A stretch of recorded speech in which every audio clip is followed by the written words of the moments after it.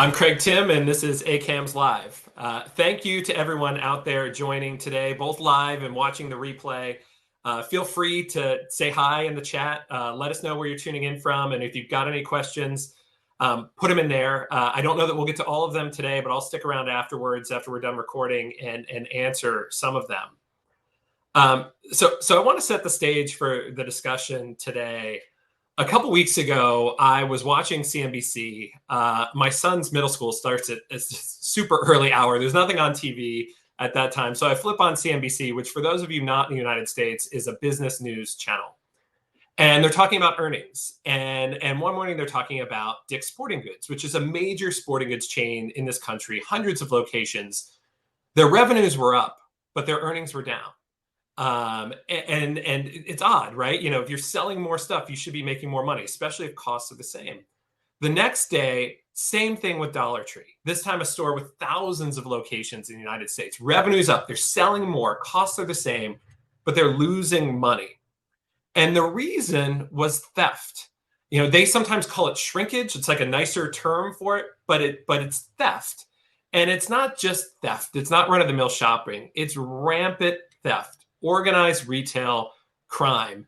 And look, I'm aware of organized retail crime. We've all probably seen the smash and grab things on TV.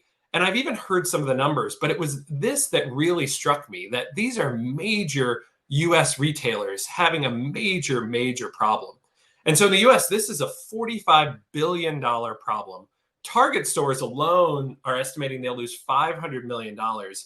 It's one of those things where you know a problem's out there, but it takes something to like strike you. Oh my gosh, this is bigger than I thought it was. And so, if it's bigger than I thought it was, there's probably others out there who feel the same way. And so I thought, I know probably the best person in the world to talk about this, and he's here with us today. So I'm so thankful.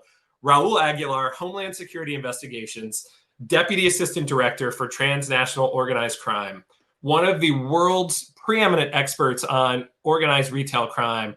Raul, I'm so thankful. Thanks for being here today, taking a couple minutes to talk with us.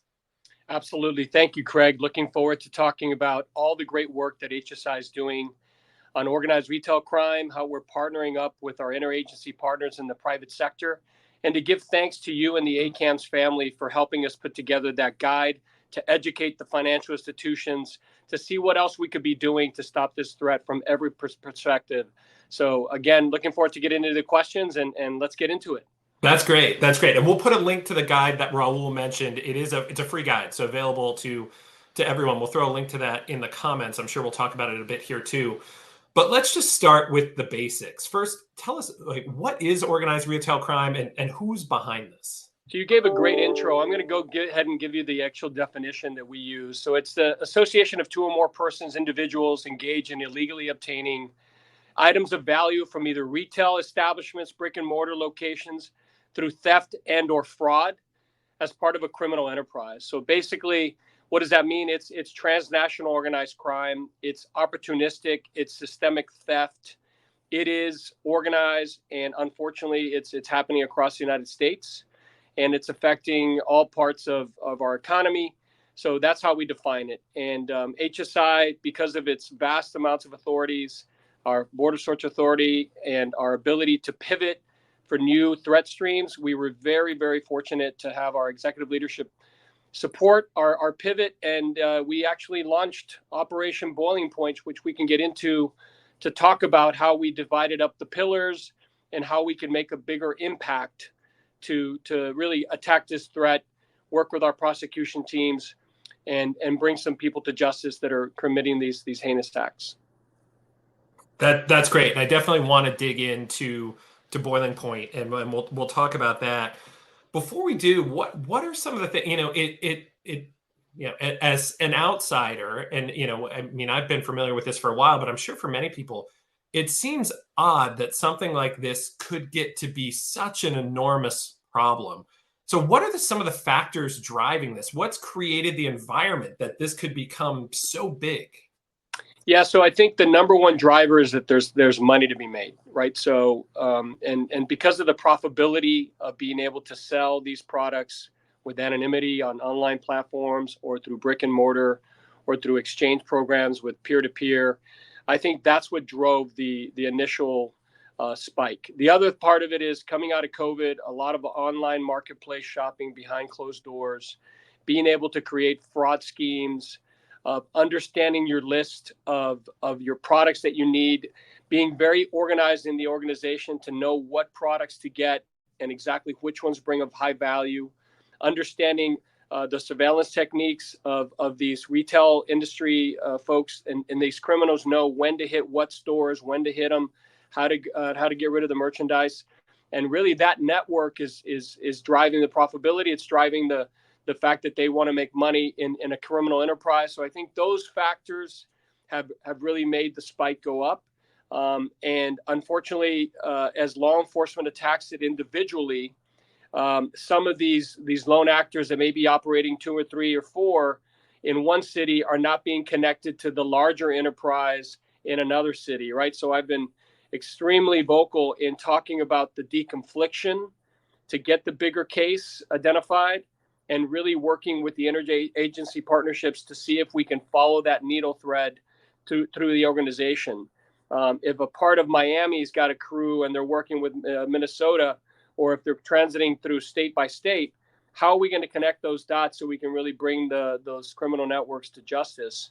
And I think the anonymity of just being able to float from city to city, hitting multiple retailers and committing online fraud as free will, that's been the biggest spike.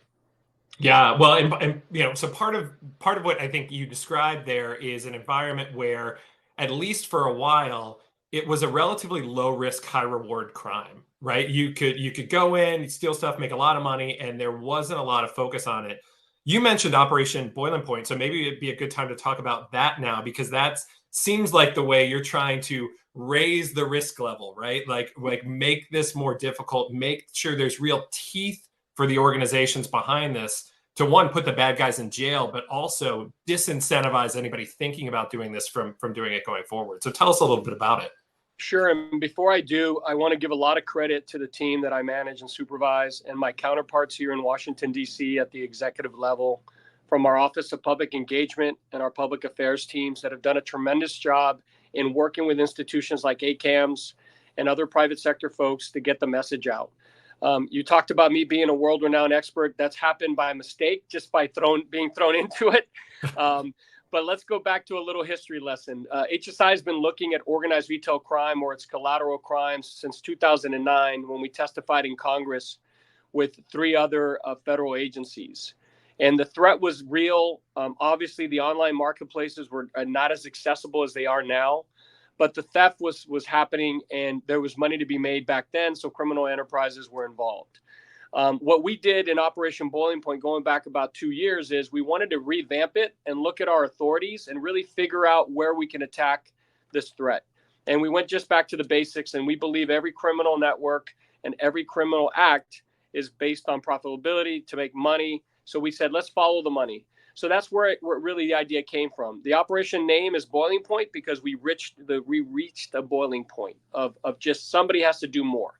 We broke it up into 4 pillars. The very first one is doing exactly what we're talking about today, public and private partnerships. But HSI looked at it from a different lens, and we didn't just do it with the National Retail Federation or Retailer Industry Leaders Association or the organization in Florida, Clear, which brings law enforcement and retail partners together to really work together and create policies and work together to figure out how we can prosecute these cases. We went ahead and got out of the box, and the very first big out of the box thought was, what about ACAMS? What if we were able to put something together and really got into the devils of the details of how money moves through the financial institutions when you're running an organized retail crime ring or you're tied into that systemic theft? So that first pillar really became critical for us because ACAMS was there at the very beginning. And like I said, we'll get into the guide later. So those public-private partnerships are critical. Engaging the federal agencies to help us in this fight, or we help them, is the other piece. HSI does not care if we end up prosecuting these cases. We really want it to be a holistic, all hands on deck. So we're working with state and locals. We're working with sheriff's deputies, California Highway Patrol, and all the federal agencies to get enough evidence on these crews to bring it to prosecution. And if it ends up being a federal or a state prosecution, we don't care. Second one is the development of those leads and how we actually work to get those leads out. So the National Lead Development Center up in Vermont, we'll get into it a little bit later, has been kind of the tip of the spear of taking information in from police and or retailers that they may have a piece of the puzzle, and then utilizing our databases, our deconfliction mechanisms, and our ability to do some open source research, putting lead packages together and sending them out to HSI offices to then work in that region. And we probably should have brought it up in the beginning, but we have 30 special agent in charge offices across the country. We're in all the big cities, and we're in over 90 countries around the world. The third one was just of the pillar, just disrupt and dismantle and seize the assets and put people in jail that are involved in this criminal activity. And the fourth pillar was really to launch a public awareness campaign, because we really believe not only is it extremely dangerous to the participants or the employees that are working in these stores, as you've seen the violence spike throughout the years, is also critical that we get the message out to the American public of the dangers involved with consuming some of these products, using the makeup that's been stolen, not verifying where medical equipment has been stored, and or using products like test strips for diabetes or shaving equipment that cannot be verified through the supply chain. So we ended up putting together a website, and Operation Boiling Point is live on ice.gov. An enormous amount of information on how to report fraud, how to get information on what we're doing with other private sector partners, and really how we've been taking the fight very serious and trying to do more with our authorities and offering the interagency to join us. So that basically breaks down the four pillars. Yeah, that's great. And we will put a link in the comments to the HSI website, Operation Boiling Point, so everybody can learn more about it, make it really easy for you. Yeah, you mentioned something really interesting there, which, I probably should have hit on the beginning too. I told the story about how it struck me, in watching this financial show, but really, this is having a big impact on everyday communities. And maybe you can just expand on, you mentioned some of the danger of the products. I know some stores are pulling out of community. Like, this is affecting everyday Americans. So this isn't like there are the stores, which are the victims, but there's a broader victim population here, and people might not even know that they're being victimized by this. Yeah, the institutions that I mentioned earlier, the National Retail Federation, the Retail Industry Leaders Association, and a few others have put out some incredible surveys on basically what exactly the impact has on the American people and the economy. But just real quickly, some of that research has taught us that every American family will be paying almost $500 more for these products because of the rampant theft.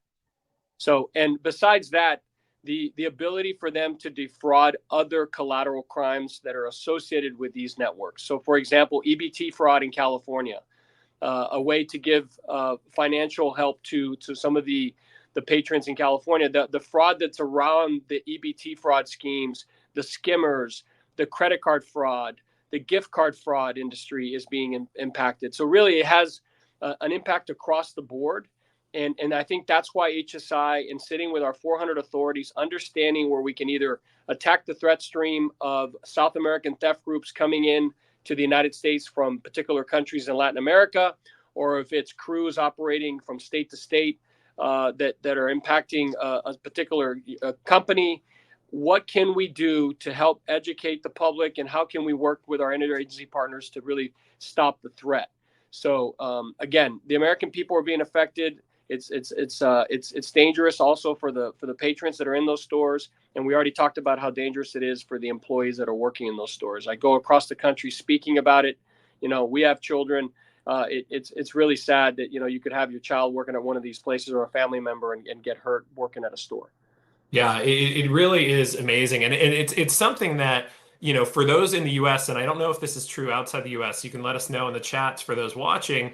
When you see more and more items locked up, this is the reason why, right? This is one of the defenses for the stores to try to make it harder. But beyond that, I've read about stores having to pull out of communities, and often they are less fortunate communities. And so, people are losing the ability to buy things like diapers and baby food and some of these things. It is really, really sad. And having, the ripple effect of this throughout America is just amazing. Yeah, it's been hard. And again, when we go into these communities and we speak at these events and we either talking to the retail associations in North Carolina, California, Texas, across the country, I've been on several panels. That's the theme, right? That it's affecting the community, and that we need to do more. We need to do more together. We need to do more with the district attorneys. We need to do more with the attorney generals to prosecute these cases. And if violent crime is happening, if crime is happening, that there's a statute to use to put people in jail for this activity, we need to be doing that across the board. So yeah, it's really, really sad. But look, I'm very proud of what HSI has done in the last 2 years. An incredible amount of time and effort, and the great work that's being done by the team in the field. We really have become kind of the premier law enforcement agency to attack this threat. But I always say, look, the FBI, it works with us day in and day out. We build cases with them. The Secret Service, U.S. Postal, IRS, we're working with all those federal agencies to try to bring bigger cases and make a bigger impact.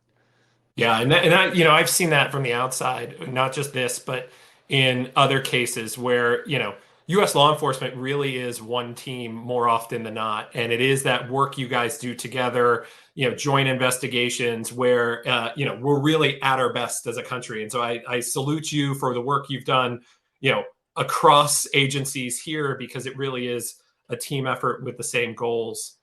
You mentioned the need to do more. I see a question in the comments about, you've got an army of folks here live. You've got, people who will watch this later who, many of them are going to be anti-financial crime professionals. We want to help. We want to know. We're sitting here listening. It's great describing all the work that you're doing and will continue to do.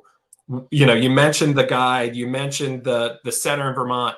What can we do as financial crime professionals, whether it's through our firms, whether it's in our communities? What can we do to help you?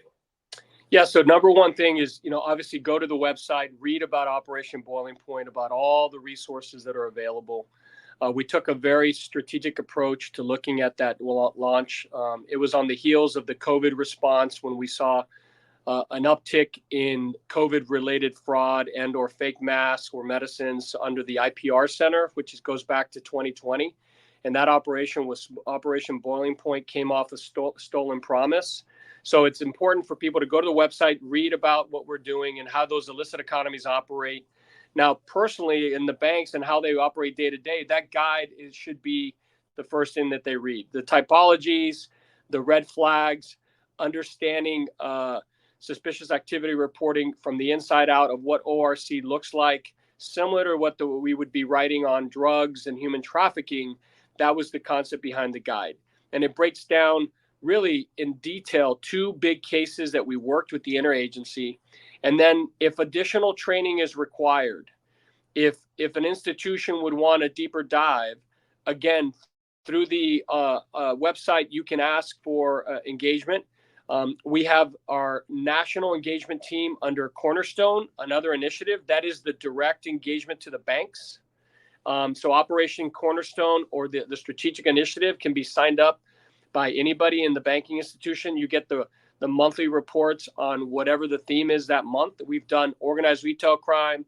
We've done pig butchering. We've done sextortion pieces. So really the Cornerstone initiative is another great way to find out what we're doing on a monthly basis. And then again, just take it personal. I really talk about, HSI looking at it and from within, and we had to get uncomfortable in the sense that we had to prioritize and look at our authorities and figure out, okay, what else couldn't we be doing? We can't just say that we're doing the norm. So I would say people in the banks, institution leadership, take it personal and say, hey, what else can I do in my institution to do a better job of stopping this threat? How much training can we give to the teams in the banks, our fraud teams, our detection teams with risk? And is there an opportunity to do more in that space, to attend these conferences, to look and find like-minded team, the coalition of the willing, I call it, and do more in this space because we have to do it to make a bigger impact and stop this threat.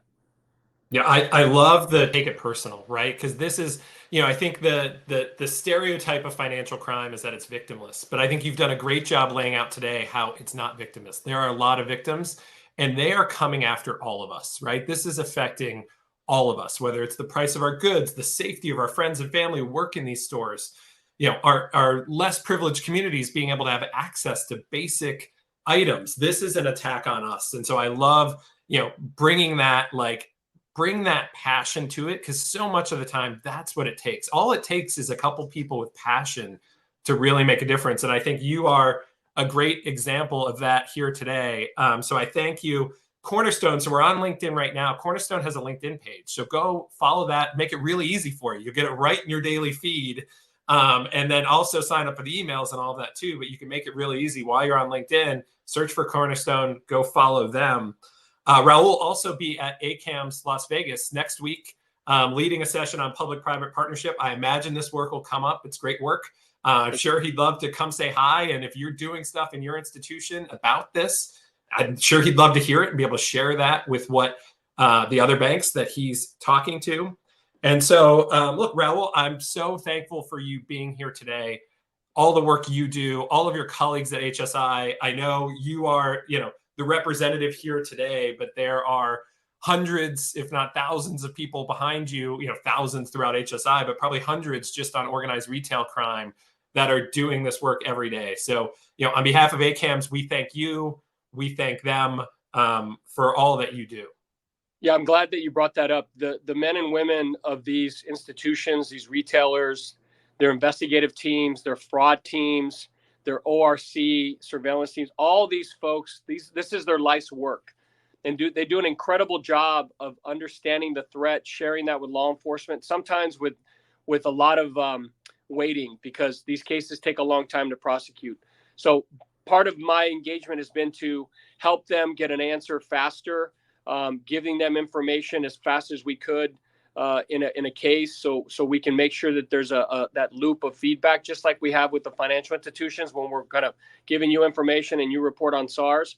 And that's been a big learning lesson for us, to make sure that they get that information, because they're the ones at the tip every day, seeing the threat, seeing it come in through their e-commerce platforms. And I'll just leave you with this thought on the Inform Act. So the Inform Act has passed, and now it's going to make online marketplaces have to identify with a more granular detail the sellers, and particular amounts of thresholds will be flagged.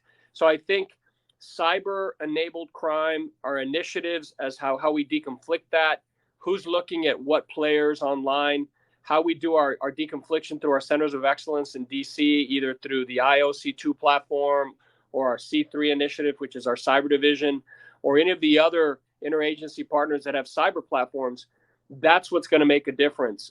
Who has a piece of the Inform Act piece that maybe has been identified from one agency, and if we're working with an online marketplace that has identified a crew or has a substantial amount of innovation data that maybe can be shared with the interagency to look at that threat, to look at who's behind, that's what's going to make an impact as far as the Inform Act goes. So we'll see how this plays out. And again, I appreciate the platform.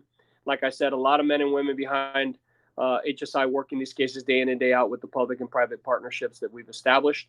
And you're right, we're on LinkedIn. Who knew? We went digital. And it's quite good. There's graphics, there's thought. This is, it's not a boring government feed. I think I've been impressed with the social media game at HSI has been up. So definitely recommend everybody go follow that. Raul, thank you again. To everyone watching today live, thank you for tuning in live. Thank you for all your thoughts. I promise I'll stick around now. And if there's questions or comments, I'll reply in the chat. To everyone watching on replay, thank you again. And everybody out there, we're going to have a number of these interviews coming up throughout the fall. So stay tuned to ACAMS Live. We look forward to seeing you again sometime soon. Thanks again.